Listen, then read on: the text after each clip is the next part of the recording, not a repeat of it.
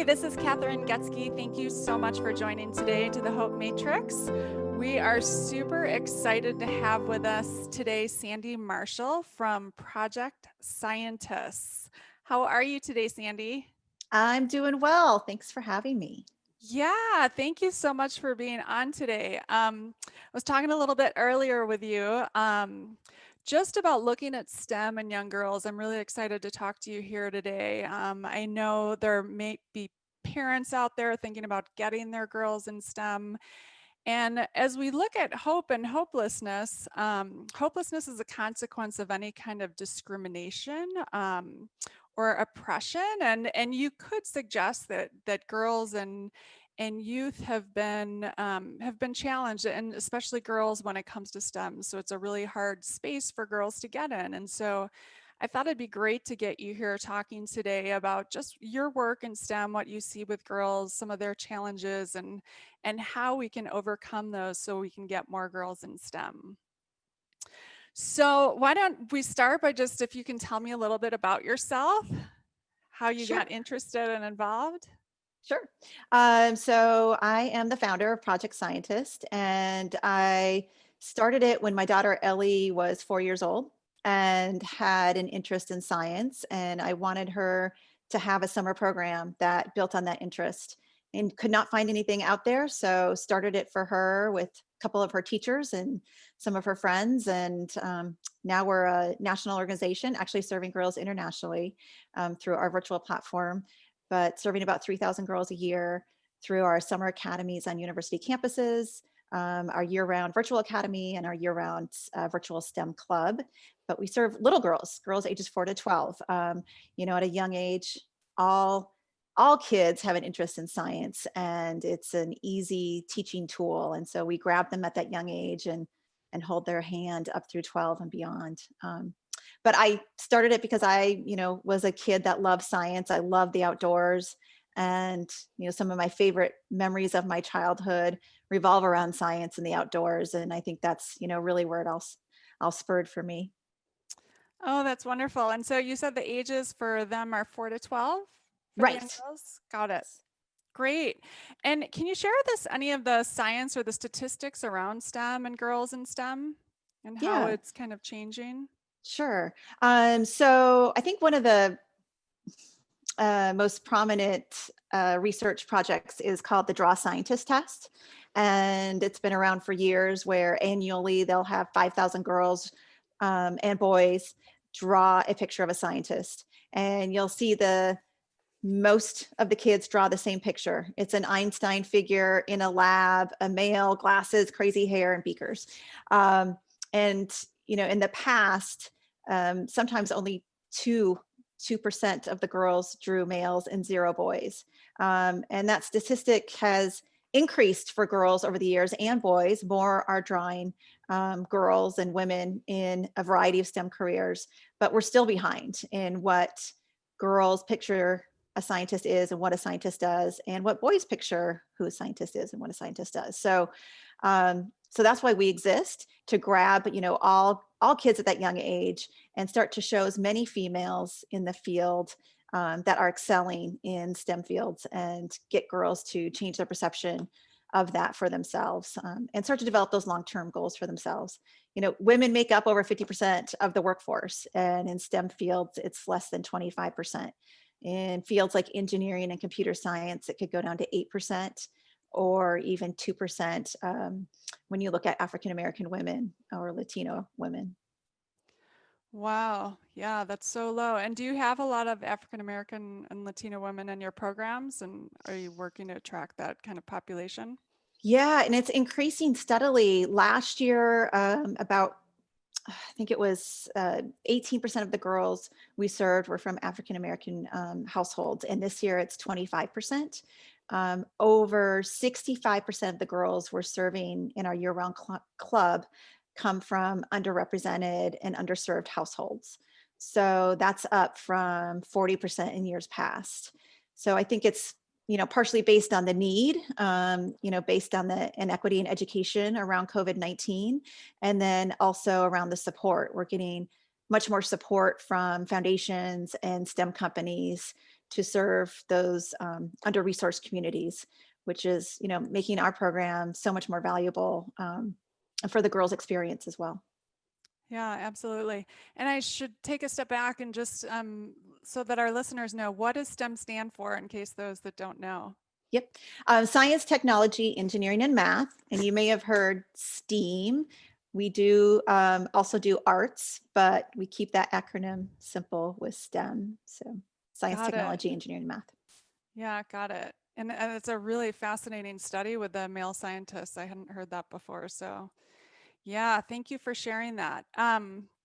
So when we talk about hope, we talk about the upstairs and the downstairs brain, right? And so when we're in the downstairs brain, we're stressed, we're worried, we're afraid.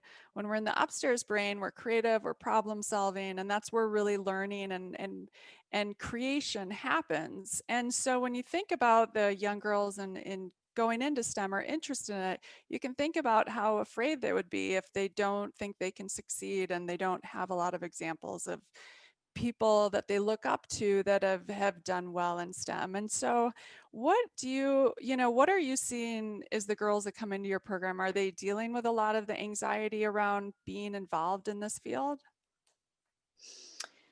Yeah, so we work with girls ages 4 to 12. We also work with women in STEM majors on university campuses. And then we also work with over 400 female STEM professionals annually. So we get a real variety of, what women and girls are dealing with in the STEM areas. We get a really great perspective. I think from our young girls that are in the program, a lot of time it might show up as anger.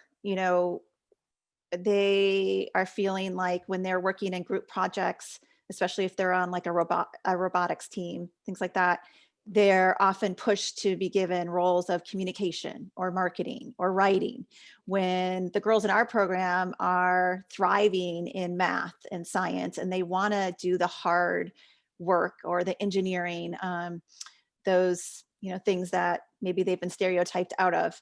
And so I think that shows up a lot of times as anger of why, girls are just as smart as boys, and why do I have to fight for my, you know opportunity to do the engineering portion on the robotics club, or to do the math part in this group work? Why do I have to fight for that?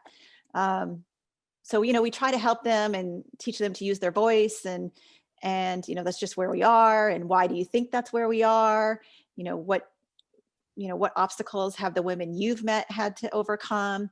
We go into growth mindset, and just our hope is that this is where it is right now in society, but everyone's learning to be better, and everyone is seeing more women in the space and thriving, and the value of diversity in the STEM space. So hopefully, when our girls are adults or when they have kids, this won't be a conversation anymore. That's our hope.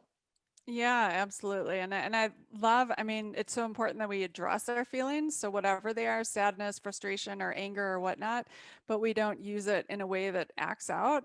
Oftentimes that Mhm. leads to violence against self or other people or addiction or kind of all of these things. But we use that anger to really inform us and then use it as fuel towards our passion and our purpose. And so it sounds like the girls in STEM are doing that, which is really inspiring. Yeah, and they're having to put in some extra effort to get creative, right? How do we? And I think they're also learning to help each other, right? So when there's other girls in the groups or whatever, to help each other as a network, and build each other up, and allow each other to thrive.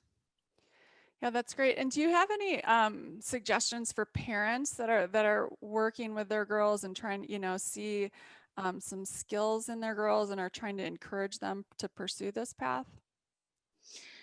Well, we have a partnership with Sci Girls, which is a PBS affiliate out of Minnesota, and they have strategies for girls in STEM. Um, and so one of those, when you hear your daughters maybe saying something like, "Girls aren't as good at math as boys are," or girls aren't as good at science as boys are, things like that. To again bring it up and ask them, well, why do you feel this way?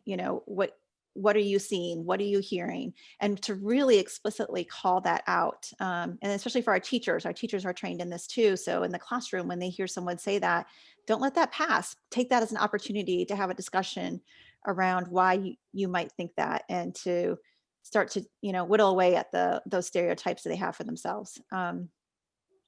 The other thing with parents is they're the number one factor in a girl succeeding in STEM. So if you talk to any woman that is in a STEM career or a female in a STEM major, if you ask them, what inspired you or what kept you on this path, 99% of the time they'll say their parents, and 90% of the time they'll say it's their dad.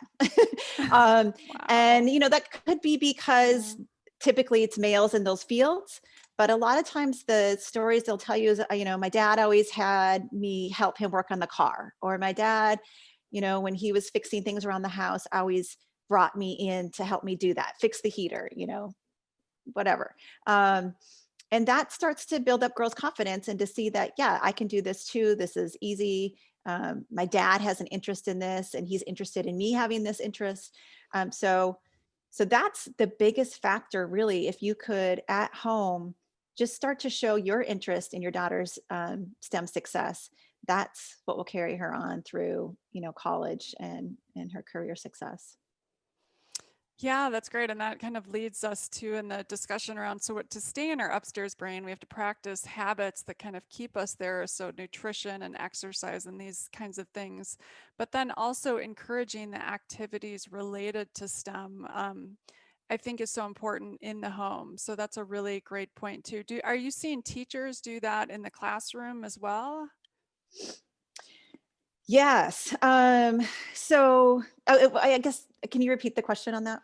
I guess. Yeah, like are teachers encouraging the girls to do that just as much, do you think, in the classroom, to excel and that they can excel? And how do you think the classroom is kind of translating like what we know in the research and what, kids are drawing as it relates to their STEM, who they see, their scientists, and how are the teachers kind of translating that into girls, and girls Mhm. can succeed? And do you think they're adding to the challenges you have, or are they starting to shift with us? I'm hopeful it's starting to shift. I haven't seen research recently, but when I started Project Scientist, that was one of the reasons why our model is to hire credentialed teachers that come from the classroom, because at that time, um, teachers are, really second to parents of inspiring girls in STEM. And the research was telling us that majority of the elementary school teachers were women. And unfortunately, the teachers that were in the space, a lot of women that were not comfortable in math and science. Um, and so they were expressing those views in the classroom. And so that's at a young age, when you idolize your teacher at 6 years old and she says, I was never good at math, or I'm not comfortable in math, or I don't like math, that translates into the girls' minds that that's not a place for me. I'm a female, she's a female, she doesn't like it, that's not a place for me.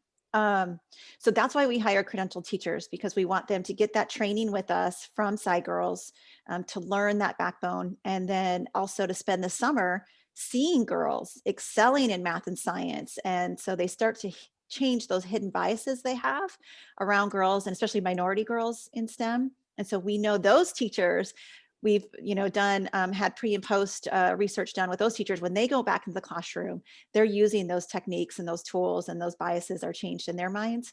It really needs to start in academia, when teachers are learning about the field, um, and for them to start learning that when they're in the universities becoming teachers, really. Yeah, that's a great point, and so important. And I think too, good for parents to know. I mean, that does impact saying things like I'm not good at math or I'm not good in finance. Like those things impacts the kids at home. They're listening and they do take in kind of that bias.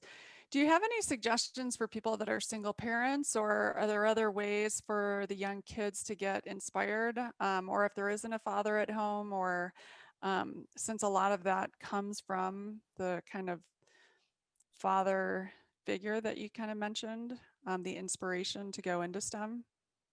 Yeah, and I think the reason I said the father figure, we believe it's just because traditionally men have been in that STEM field, right? So a lot of times you'll hear when women mention their father, they say, "Oh, what does your dad do? Oh, he's an engineer." Just because it's traditionally male dominated.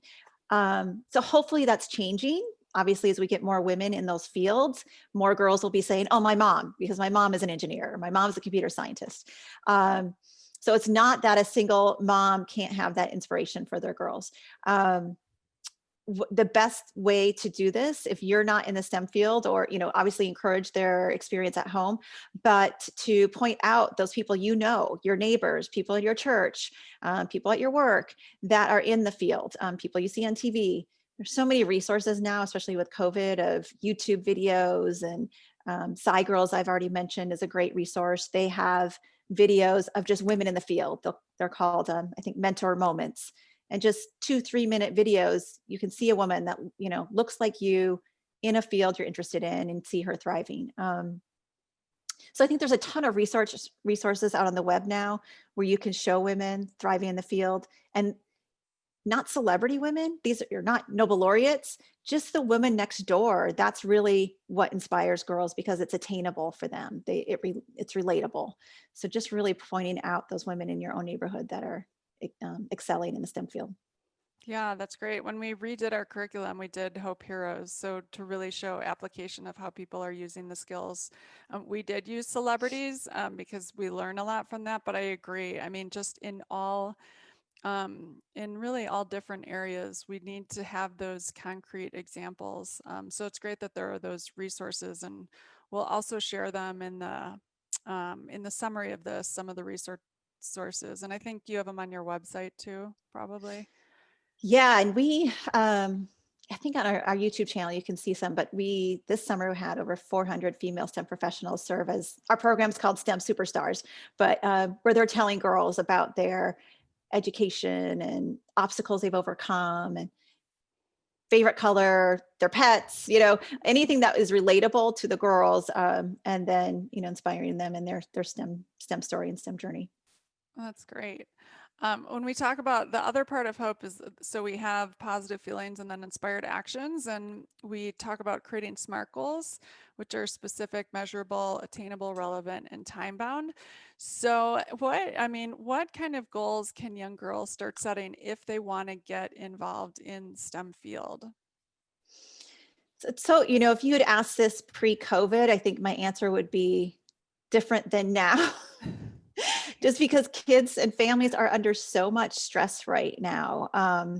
And I think it's changed to more of the present moment goals, short-term goals, than what we used to say with the long-term goals. So pre-COVID, you would be, well, take an assessment or hear from a variety of careers, and what do you want to be? Okay, then let's back it up to what major that would be, and let's back it up to where do you want to leave your home community to go to college, or do you need to stay there because you have to take care of your little sister, or what's your family life like, what can your family afford? But now I think having a long-term goal for yourself is great, and idolizing some women that are in the space and having that outlook keeps you on track. But now with COVID, we're really focusing on the present. Like, what are your top 3 goals for today? How can you get through today? and, and let's just start there. And how are you taking yourself physically and mentally? What are you accomplishing? What you need to accomplish in school? Are you communicating with people? Are you getting out of your house or somehow virtually having some interaction? Really focusing more on the mental health and social emotional with COVID than stressing us out on those long-term goals. Pre-COVID, we would focused a lot on math, because any of our female STEM professionals you bring in would talk about math, and you just need to get through it. I mean, if you excel at it, phenomenal, that's great. But don't turn off a STEM career just because you're getting C's, or you just need to get through it. Get through it, that's fine.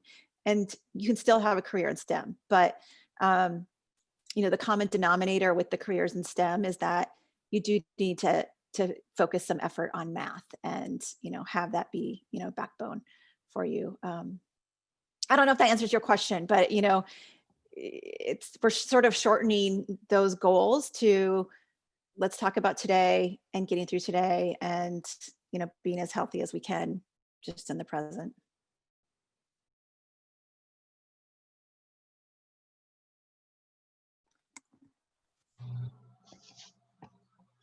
Did we break out? Yeah, that's okay. We're Do I good. need to repeat anything? Just say and getting through today. Hold on. But let me. Might have been Okay. mine. Yeah, just say it. What's that? And getting through today and being present. Yeah, absolutely. And that's what we know about goals. Like a lot of time goals change and it's our ability to adapt to the changes or to, we have to set new goals. If the goals feel too big, we need to chunk down the goals. Yeah. Another thing that's really key to hope is not internalizing failure. So I think really important in this population. I mean, if they fail at a math test, it doesn't mean they are a failure.